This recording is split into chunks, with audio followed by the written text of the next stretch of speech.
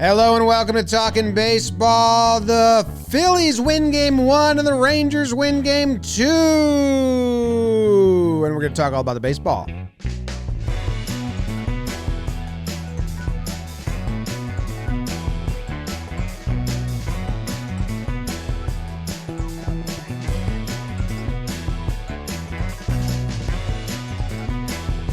Hello and welcome to Talkin Baseball, episode number 732. We're in the midst of the championship series, and we've got two shutouts.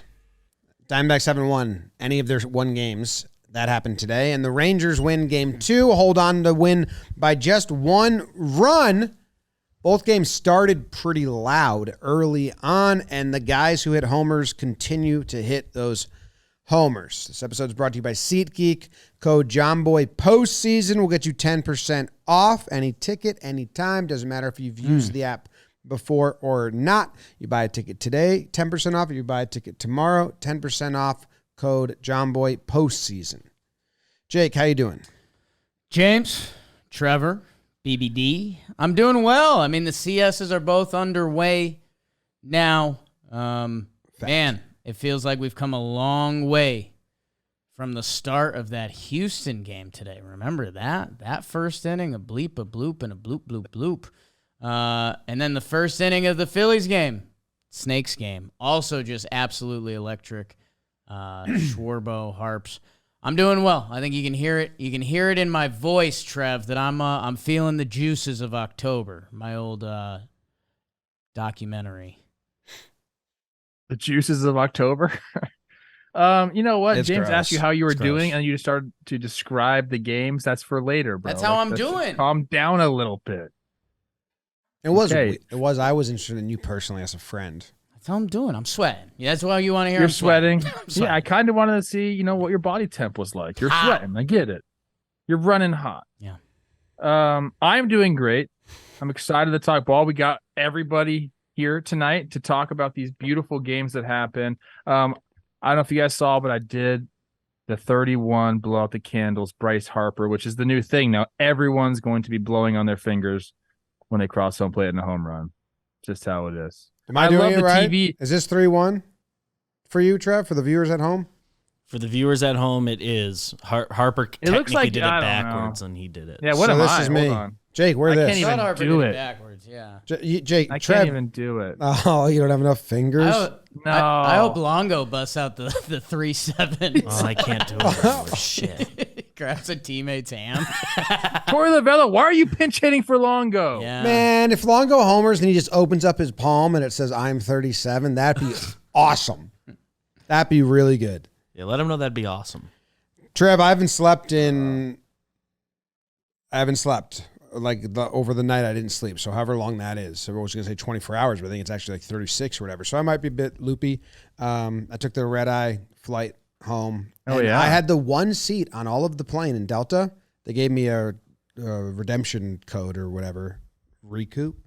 There's one light bulb that just didn't go out. It was above my head. Oh, on a red eye? Red-eye, yeah. Holy. That's not what you want. What'd you get a redemption for? I mean, what? I think they gave me $50.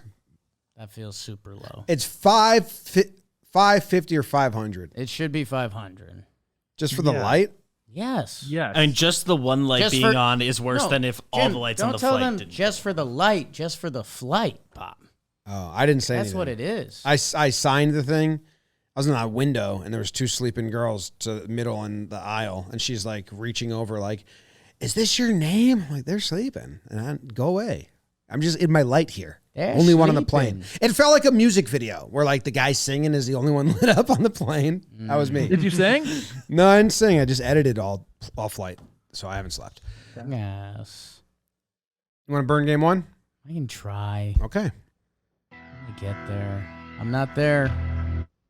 Subscribe if I'm you there. if you're new. He's there. Game 2 of the ALCS in H-Town. There'd be a Framber alert out for the Astros offense as Valdez would try to do his part to shut down the Texas Rangers, while local boy Nate Dogg Evaldi would try to make it regulate. Top one. Gross, man. We're covered in Simeon. Throwing error scores 1. Garcia, Garver, and Lowe all are single and ready to mingle. 4-0 Rangers after 1. Arroo! But bottom 2. Let me see your dawn.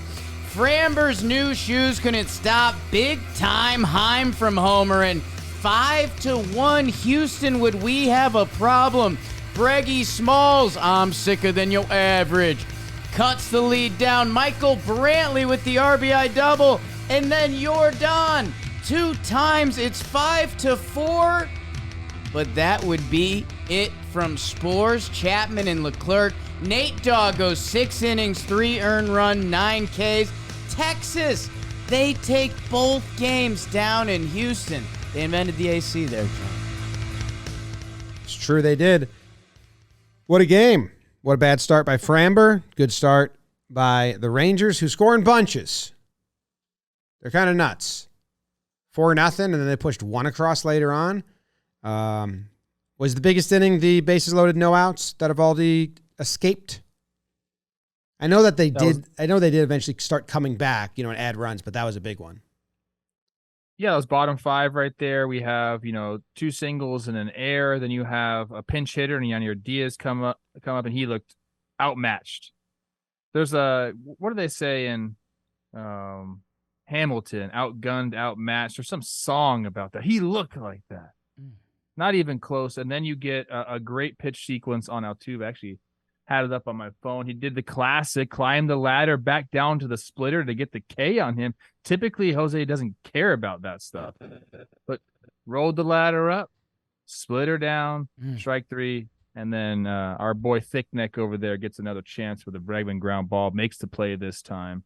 And yeah, he escaped it. And it seemed like whenever Eovaldi got into trouble, and that's kind of what they were saying on the broadcast. He likes to bear down in those situations. He becomes a little bit different of a pitcher, executes a little bit better, gets a little more nasty, and you kind of saw that throughout the game, dude. But again, you mentioned it, James. These big innings, that's the story of the postseason. Big bunch innings. You come out and you do that right away. Again, how do you quiet a crowd down? You go out and score 4 runs in the first, dude. You single on the first pitch that you see. I kind of love that approach by Simeon. I believe he did it first 2 at bats, first 2 pitches. He saw 2 singles. He was up there swinging. It was clear they had a plan. And then Framber, who I didn't know he had a problem throwing the bases. Smoltz kept saying that. Is that a thing? I don't think it's I think he's had a couple. It's not like a Matt Garza a couple situation. I don't think it's or Lester. Or John Lester. Yeah. But you zoo that ball in the first, and he tried to look to third to get Simeon, then he couldn't get back in time, and then kind of snowballed from there. A really, really nice swing from Adolis Garcia in the first inning, going the other way, getting the single to right. But I think that Texas coming out and just throwing that punch right away. We've just seen it time and time again this postseason, and they're able to hold the lead. Eovaldi, I started making a breakdown a little bit on escaping that jam, so I was slowing down and looking at his pitches a ton. And he was just dancing outside, inside, soft inside, fast outside, soft outside, fast inside. That was a lot of the sequence he was doing. And in that inning to escape it, it's almost paint by numbers. Outside, inside, outside, inside. He gets Altuve on a great 4-pitch sequence. Yeah. That's actually a really cool sequence by Eovaldi with his pitches. But he just bared down. He got some chase swings. The first out of that bases loaded jam was a 3-2 curveball off the zone that he got swing and miss. But I won't move too far ahead, Jake. Well, no, I think focusing on Eovaldi because, hey, all right, you get the 4 runs in the first. It's a little messy. There's, Smoltzy was having some good pitcher talk at first because he was like, none of these are hits, basically, until Adolis. He's like, that's the first good swing we've seen. And it's like, yeah, you're half right. But for Eovaldi, yeah, it's just fun. That changeup, he threw 3 straight to McCormick one time. So I think that's the fun part of playoff baseball. It's a little less, McCormick. That June, evening game where it's like, hey, let's see what Eovaldi's got and what he's got. It's like, oh, okay, Chaz, he's not seeing that pitch. I'm going to throw him 3 straight. Got him. Now Yordan on the other side, who hits a homer off of him, and that makes him 8 for 12 off of Evaldi with 5 homers or something like that. It was interesting to see Evaldi go to his cutter because he was all over his straight fastball. But that slight mile per hour difference and little bit of cut had Yordan foul it off. He threw a couple nice ones to Tucker, Much too. like the final strike of Blitzball Battle 1. Semifinals. Where like, what? the final pitch of the semifinals. Final pitch of Where the I knew where semifinal. you were going with I that. struck out Trevor. And then I'm he Yordan in that situation. I'm okay and with I think also he opened up Yordan with a big curveball, his first big curveball. So watching Evaldi pitch today was a real treat. And then, I don't know, you have all the playoff thoughts actually creep into your head because, like, Montero comes in. He looks good. JP France gives them an effort. And the Astros are chipping away that you're like, wait, 5-4? And you've got, the guys coming up that are able to, one swing away, flip the whole tone of this series. It doesn't happen. Leclerc comes in to save Chapman because, oh my God, if you want to watch scary baseball, come watch Aroldis Chapman pitch in these games. Joe's McFly, who has a way with words sometimes he doesn't, and it's like the worst words you've ever heard. Sometimes it's beautiful. He goes, the Houston at-bats against Chapman are as comfortable as at-bats as they take. There's no fear.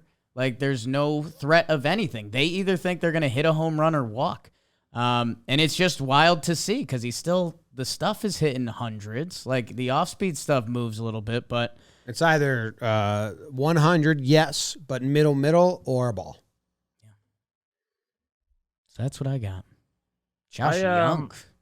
Yeah, Young had so many balls at Ups third. and downs. A lot of plays for him. The Astros did a good job chipping away. And, you get the 3 solo homers by 2 by Alvarez and 1 by Bregman. The thing that got me in this game was you hit these home runs. Look at the at-bats right after the home runs. You get you get Kyle Tucker popping up on a first pitch after the Bregman homer in the bottom of the 4th right there. Usually that does not happen. You take better at bats than that. You hit the home run and then you want to get a rally going. Instead, you get Kyle Tucker first pitch on a curveball pop up. Yordan Alvarez gets called on strikes. All of a sudden you're 2 outs, nobody on, and the rally's done. The next time Alvarez hits a home run, Jose Abreu 2 pitches gets out, and then Brantley strikes out after that. So like it was the solo homer, and then immediately shutting down any sort of a crooked number. And again, like you have to play this Astros team so perfectly. You can't let them. I don't even know. It's like when you're trying to like twist a cap or twist a cap off and you can't get it, then someone kind of gets it going for you, then it's easy. The cap never got easy for the Astros. That's the dumbest analogy that anyone's ever given, but you know what I'm talking about, dude. No one ever loosened their lid. They just couldn't string them together besides that 5th inning when he got out of the jam. When they had the momentum, it was quickly put out by Nathan Eovaldi. Yordan's got to start hitting some doubles, getting some rallies started, all these homers. Jeez. He's the scariest postseason bat I think I've seen ever. 6 home runs in 6 games, and what he did last year as well. It's just inevitable. Scarier than Bryce right now? Yes. Yes, he's scarier than Bryce. Different types of fear. Different types of fear. With Bryce, Bryce in a big moment, yeah. Bryce in a big moment, but also I feel like pitchers are like, Bryce will swing real big and miss some. Just try to he'll ground some out. Where Yordan, it's like, if I put anything anywhere in his bat zone, it's a 100% 400-foot homer. The homer against Chapman was a first pitch slider on the black away from him, and it looked like he knew was coming all along. Yeah, he was out extended a little too far, like a little barred out with his arms. Doesn't matter. Scary. It's crazy, dude. He's matchup proof. There's lefties and righties. His splits are the exact same. Someone pointed out to me because I put out on Twitter. I don't think he sees people. He just, it's like if he sees a ball in his zone, he's going to crush it. I think he just has Terminator vision and everything's like black, and then there's this red bulb that flies towards him. That'd be an easy video game. Think about it. All you got to do is hit it's in slow-mo too. Wow. I think moving on, if you're an Astros fan or if you're the Astros, you're disappointed, but you're not incredibly uncomfortable. Obviously, they've been here a lot. They're better on the road than at home, and this is where the real difference in squad comes into play, which we talked about in the preview episode. This is where you got Scherzer and whatever he's going to do. You got Heaney, you got Dunning. They have two pitchers they are comfortable with that have performed better than Framber in the postseason this year and like most of or 2 years ago. So I think if the Astros win Game 3, all of a sudden, in my head, it's almost like, well, it's gonna go 2-2, or they're winning another one. So I think they're set up a little better. They are on the road, but starting pitching wise, more comfortable. The teams that go up 2-0 on the road have won at a 90% clip in this format, but it doesn't feel like that for me. If the Astros, if it was a reverse series and the Astros went and took the first 2 games in Texas, what will we be saying? It's over. Like, the Astros are going to run this. I don't feel that way, even though the Rangers took 2 in Houston. I don't feel like, oh, it's over. Now, chances are, like, they're going to go out and win this series. That's, the past tells us that. Statistics tell us that. But this Houston team is a little different. So I think that the Rangers need to be cognizant of that and just go out and continue to. You can't get lackadaisical, and I don't think they will. These are professional ball players. But I think as a fan, I'm not a Rangers fan, but I'm just kind of putting myself in their shoes. I wouldn't feel like too comfortable just yet because of what you mentioned. They have Javier and Urquidy going. We'll see what Max has. We'll see the Heaney-Dunny situation before we get back to our guys again. But I don't know. I guess just snaps for the Rangers for doing it, dude. I didn't think it was going to be like this. If you're Houston, you want that chance to punch first. You want that top of the first inning, Max Scherzer, who hasn't been pitching. You've got a chance to. You said Texas fans shouldn't feel comfortable. They should feel kind of comfortable that they won 2 in Houston to start the series. Like, that's best case scenario. But if in the top of the first inning, Max Scherzer's in his 33rd pitch and there's 3 runs on the board, that changes the whole tenor of this series. And everyone's probably going to point to the Nats series, that every game in that series in the 2019 World Series, the road team won. So nobody's ever going to rule Houston out till they're dead, man. I mean, that's like, it feels like in a scary movie or even like a Austin Powers mockumentary. Like, until you see them die, they're not gone. I gotta see the body. Couple things that make me Tingle. a little bit weary of the Astros right now. And they're kind of silly, but I think they mean something. Okay, bear with me here. Love this. Framber tries to be like gangster, wearing the white kicks out there. Doesn't work for him. He changes the kicks, goes back to the old faithful. Been there, done that. I get it. I'm not really worried about that, but there's a little something there. You look down and you go, these fucking shoes. These fucking shoes. They're too white. Shoes. Kyle Tucker going back and forth from BGs to no BGs. Like, I know that's happened during the year a little bit. He's gone back and forth, but like in the game going back and forth, like it didn't even really this is stupid. It didn't look like his batting gloves fit right. Wow. He's probably like, what the fuck? Maybe that's what happened. His hands grew. So I can't honestly growth. I mean, I can't imagine doing it, going back and forth. Like, again, I know he's done it, but he's 091 with a 336 OPS in these playoffs. He's searching for something, people. I just wanted to point that out. He's searching for something. And that's not typical of this Astros team. It is a Framber. Framber doesn't give a shit. He'll change his glove, his shoes, as you've well documented, James. But Tucker kind of feeling like out of place up there. That's a little worrisome for me if I'm an Astros fan. What would you feel more confident in? Batting gloves or no batting gloves? Or just no batting gloves, because that's his thing, is no batting gloves. But I guess he doesn't have enough time to get the dirt just right and spit in his hands and do all that stuff. So he's kind of gone back and forth. But dang. Don't love that. Just got to get faster at the spitting and all that. Just hawking a loogie and I mean, that's a sexual thing he's doing there. I do have 2 follow-ups for you guys, but First one. I was going to do it in between. Or one. Okay. I don't need a hat. Jake's getting something. Oh. You talk. I thought you were doing something for the show. No, man. Yeah, it's kind of for the show, but Getting his said mind first. right. Well, are we done on this series? That's what I was trying to ask. Oh, again, like another like longer start to shorten the game, and the Rangers bullpen. This is who they've pared it down to: Spores, Chapman, Leclerc. These are kind of going to be their guys. I mean, they get the job done. Chapman's crazy, but yes. Crazy, but they get the job done, dude. Okay, first follow-up, Trev. I found this quote. Is this the one you were talking about? You just lost to your own game. You're outgunned and outmanned. No, it's a song in the Hamilton soundtrack, but I do like that. Okay. That's Step Brothers, I believe, right? No, it's the other one, the other guys. And I then like the that other too. update, I found the email from Delta for my voucher, $25. Yeah, that's. Oh my! You shouldn't have signed anything.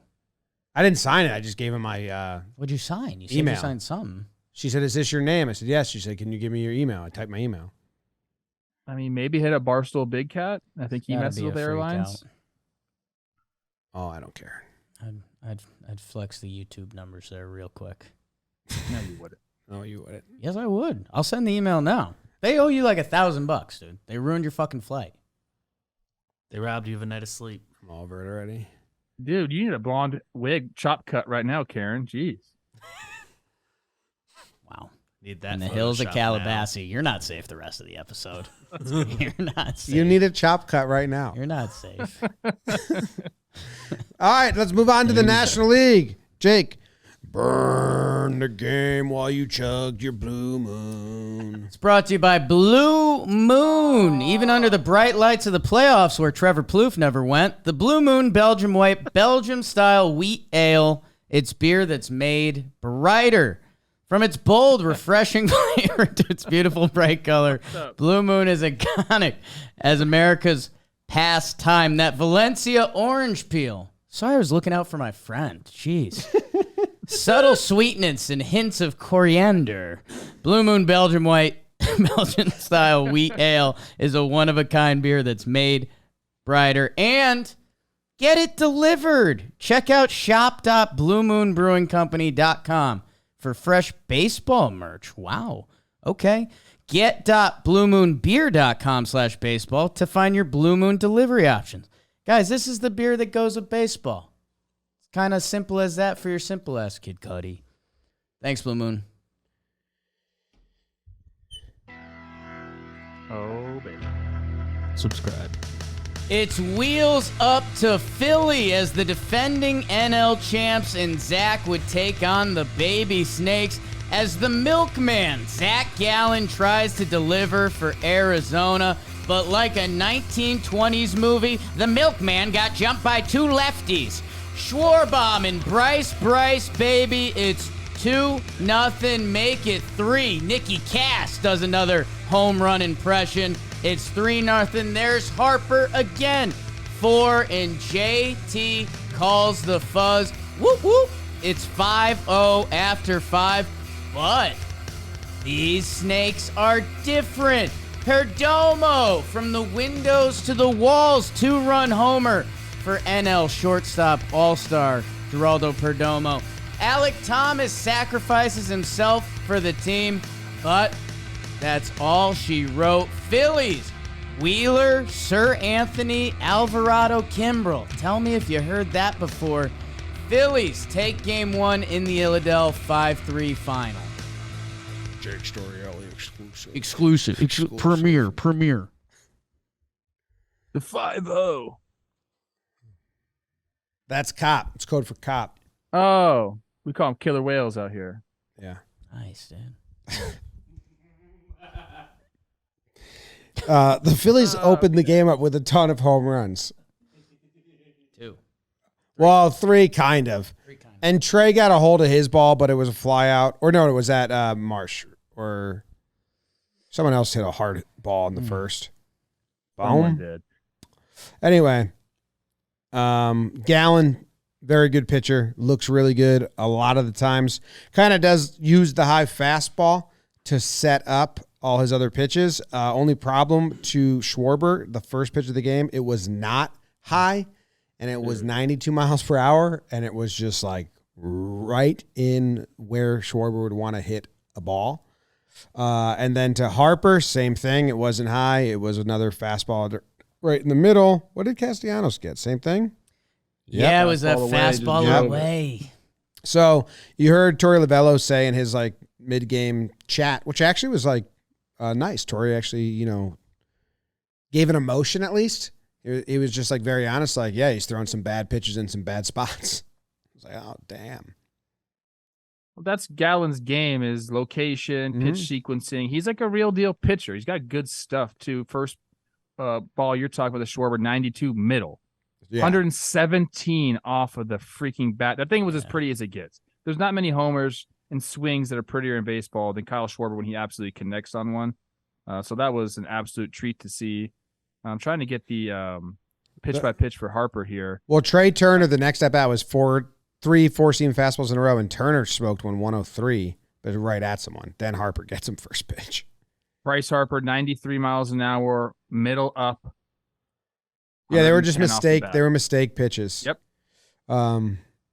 In a game where he's going well and he's more comfortable, and I don't know. I mean, dude, he's in Philadelphia pitching the playoffs. Like, things are going to be a little different for you. Like, those are on the black, and he is starting you off strike one. And you're like, okay, tip your cap. Now let's go with the at bat. Instead, these guys come on hacking, and he makes the mistake, dude. Like, that's what this Phillies team does up and down the lineup. They can pump you at any given moment, and they showed that tonight. Got punched in the mouth, man. I mean, you know, Kyle Schwarber, 117. Like, I know that doesn't matter, but it also does. Like, that's not, you know, first pitch matters the most. Made an all right pitch and got beat on it by it's like, oh my God. He sends a missile, lights the Philly crowd absolutely on fire. Harper on his birthday, Trev, you've got the kids blowing out finger candles. The guy is the best. Dude, that's going to be everywhere now. Like, I love it. I'm happy he did it. It's great for him, but I can't, like, these 8-year-old kids on the weekend are going to be doing that all the time. And is it a thing already? Is he going to get credit? Is it a sorority girl thing? Or, like, that's definitely like a white girls of Instagram move.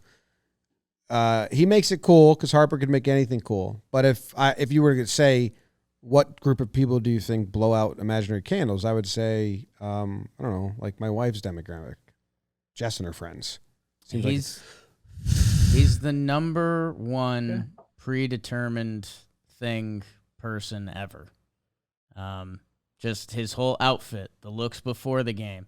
Like, he came into the game saying, like, oh, when I homer tonight, I'm going to blow out the 31 candles on my fingers. And everyone's just like, okay, dude, I guess if you can do that. Not even a cool birthday either. It's 31. Well, I have a question. It's the coolest 31 birthday ever. What if he grew up and his family and his friends, that's how they always did their birthday? Like that, they would just walk around the house and just be like, 5, blow out their own candles. And he's right now learning. But there's a ton of tricky age. Ton of tricky ages. Like, we just talked about, like, 17. I'm sure his family has something that they'll work around there. But, like, right now he's like, wait, I thought that was we were joking. I'm the only one that does that. When Longo homers next game, we want him to bust out the 3-7.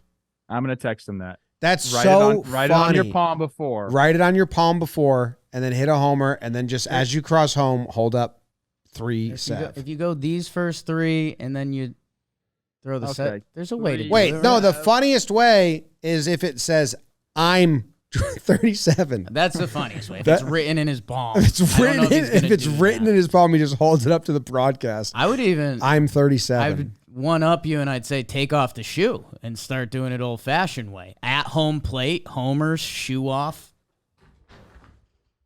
What's the shoe? How is it the old fashioned way? You start counting with your toes. You guys never counted? Well, I'm over the fingers. I never had to use my toes to count. Parent teachers were yelling at you guys. I've never used never used my toes to count. You guys took different approaches on that. See, how'd you split? I'm getting it the old fashioned way. Okay. It's me. I had something like really relevant to say, and you sidetracked me so much that I've lost my train of thought. Horrible uniform matchup.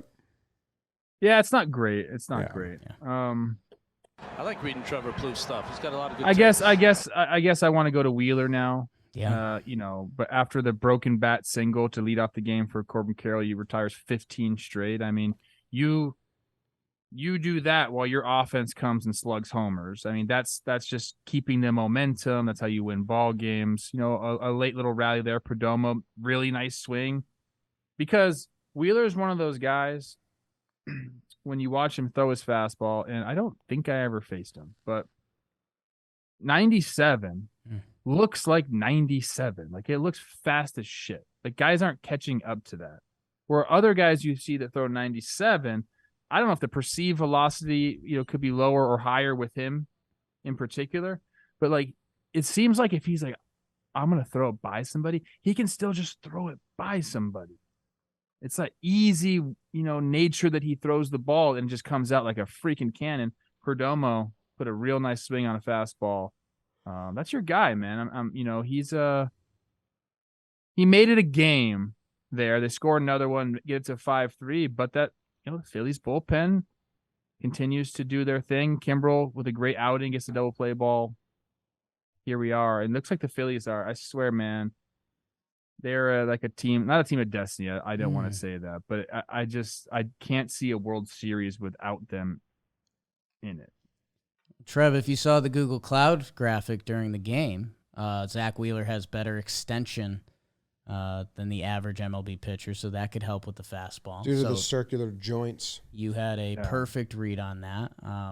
Yeah, for sure. How was your read on that? I have a lot of respect for you and your career. I wanted to ask you about pitchers with two fastballs, because Wheeler, what I was really impressed by was he would have his sinker that he would throw down and in, and the guys were swinging over the top of, but he would also throw that four-seamer top of the zone with rise. I guess, how much of a challenge does that offer when you're facing a guy like that? Because when a guy has one fastball and you're sitting fastball, that's when a lot of hitters make their dough, right? Like, what does that do to you?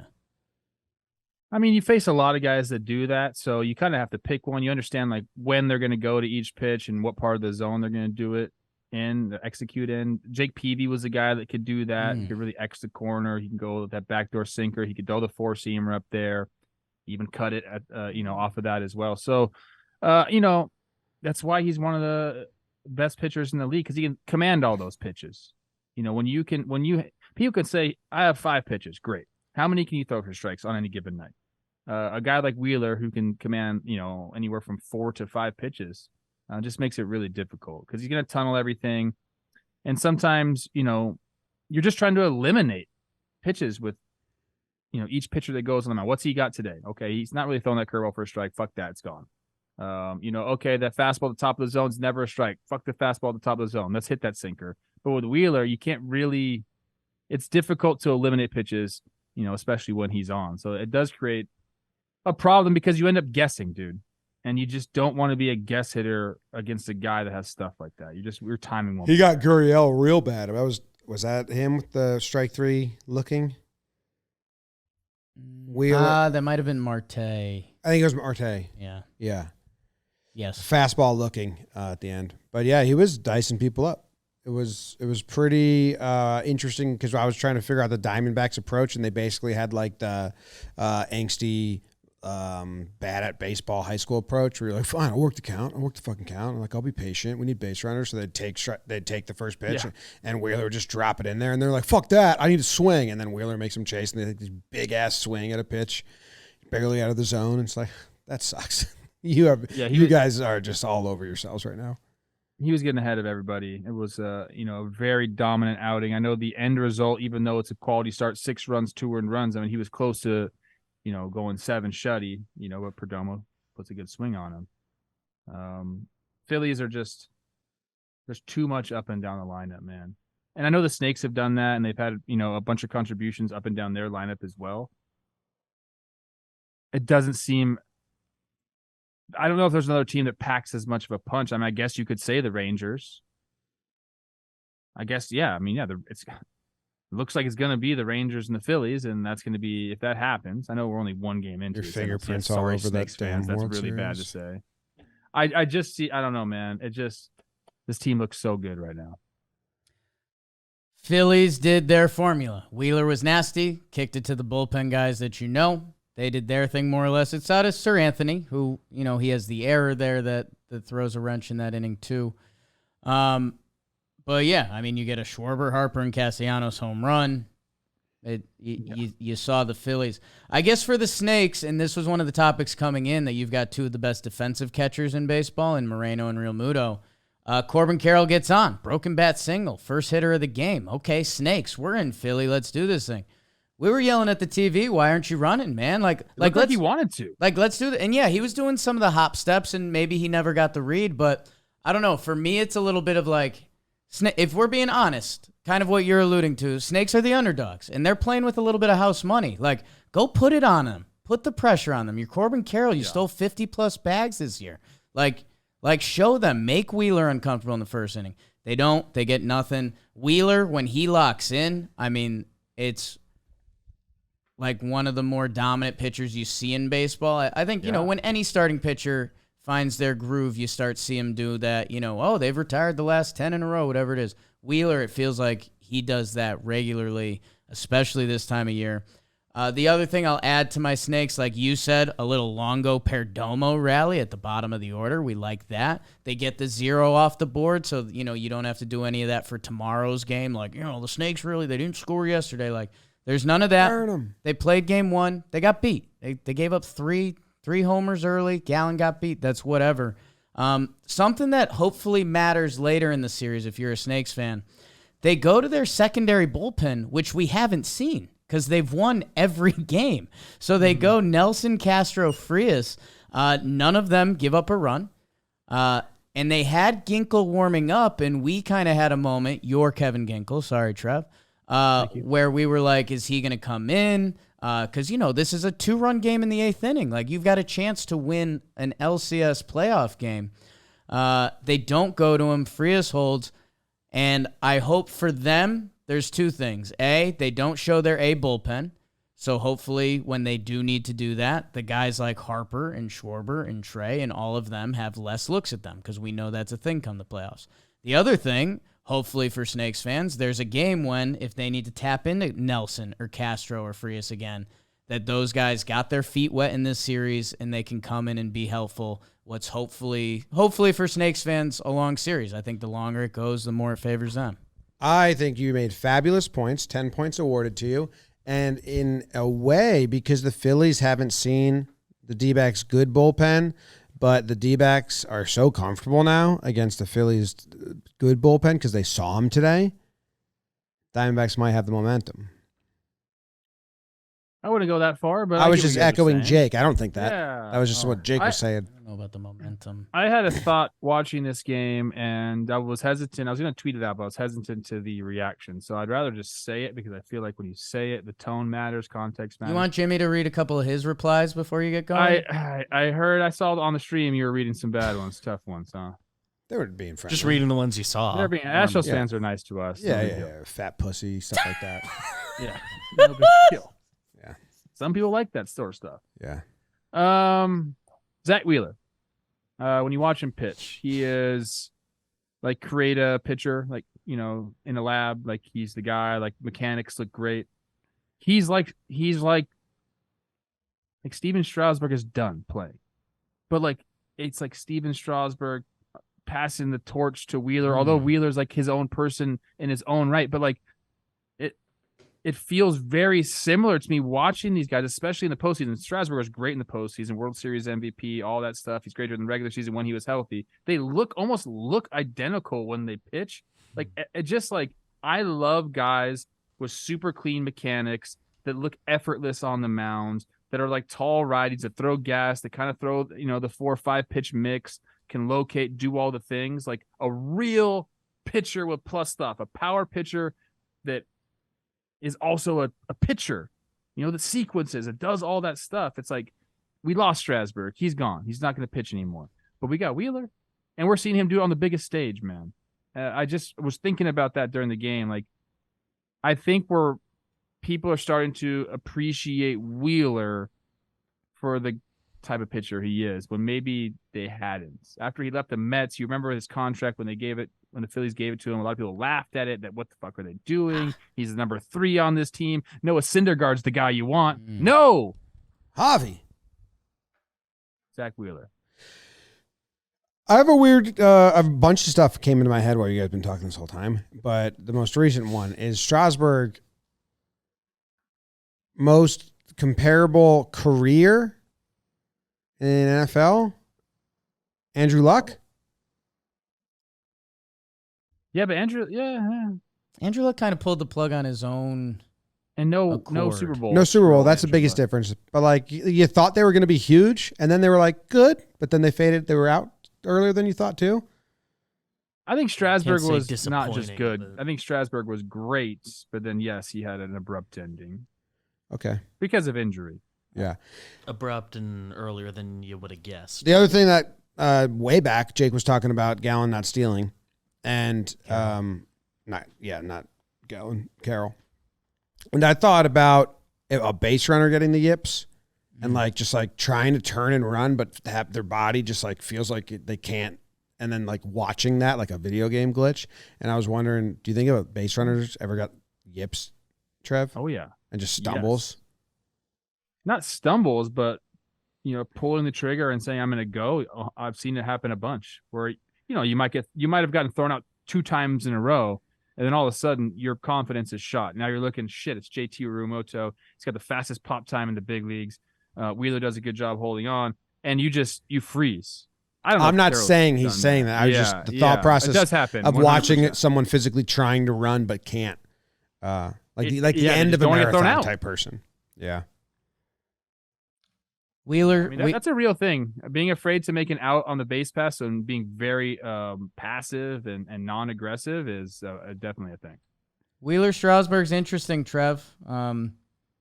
Wheeler, who feels near his prime, like the past couple years and even what he's done this year, and he's been our number one like ERA FIP example guy because he pitches in that ballpark, and previously the Phillies didn't give him the most defensive help. They've gotten better. But Strasburg, I guess what's different is Strasburg got called up and was twirling the pill at 21. And he was kind of done at 30. Wheeler's 33 and like doing the damn thing and still looks as good as ever. So it's going to be interesting to see.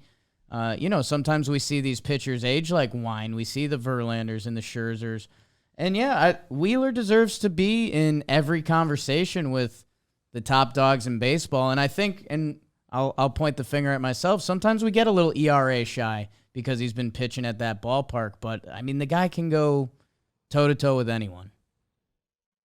Yeah, I like listening to people talk after facing him or talk about facing him and hear the things they have to say. They were doing some sort of talk on the broadcast, and I don't know who said it, but they said it's the fastest pitch you're going to see. So perceived velocity to them, they thought Wheeler he just got on you more than anybody else. Regardless of the miles per hour, it's getting on you. It's tough to see. It's tough to pick up. Have we done this where we guessed his salary? Probably. I guess yes. Really good so 16 mil a year for 5 years. Well, I don't know what it is. The contract was. He's making 24.5 this year, which is very cheap for an ace pitcher. One more year, it goes down next year to 23.5. So I mean, I know it's a lot of money, but when you're talking about having an ace like this and having him cost controlled at this price, I mean, dude, like the end of the contract, like this contract is going to end up being a steal for the Phillies. 5 years, 118 is the total on that contract, and next year is the final year of it. So what is that, Beavers? 5 years, 118. It's It's on average 23? 23.6 per year. This is luxury tax hit. People are You're making 0 for 3 off making Steven 40, Strasburg. bro. I'll say something. I think this game had the most hard hit balls from both teams combined out of any playoff game we've seen. Both these teams are just hitting the balls on the screw. It's crazy. I mean, according to the stats, the D-backs had 7 different batters have a hard hit ball, 95 miles per hour or more. And the Phillies also had 7. The Phillies had 3 guys do it twice. So, yeah, I'm right. No one else check any other playoff box score. This was the most hard hit balls we've had in a game. Everything felt crisp. Love it. Nobody else check. Nobody else check. And wild card round doesn't count. So, haha. Okay. Trev, can you name the player who had the most position player who had the most WAR on the Oakland A's for everyone on our way out of the show? Yeah, Zach Gloff. Hell yeah! His favorite player. Crushed it. I knew it. Trevor May, hey, Zach Geloff pod. big guy, tell us how you really feel. Enjoy retirement, man. Congrats, Trevor. That's awesome. Jake sucks. Both Trevors. James, did you watch the video? Him ripping on Fisher. Holy smokes, bro. I didn't watch the whole thing. I just saw the clip where he says, except one guy, sell the team. He said a lot more than that. T2. D2. It's getting hot. Retirement.